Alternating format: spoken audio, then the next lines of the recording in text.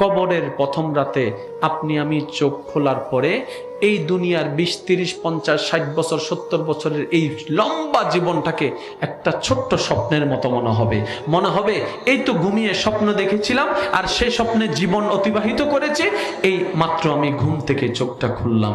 কবরের প্রথম রাত এত ভয়ানক হয়ে যাবে। কোন দলে থাকবেন? কার বিপক্ষে কথা বলছি, কার পক্ষে কথা বলছি, একটু স্থির হওয়ার দরকার আছে। এখন কবরের মধ্যে আমি অসহায়, ডাকলাম সবাইকে, মা আসো, বাবা আসো, সবাই বলছে আই ডোন্ট নো, চিনি না তোমাকে। মা বলে চিনি না, বাবা বলে চিনি না, মা ভয় লাগে, আসো না, একটু থাকো না।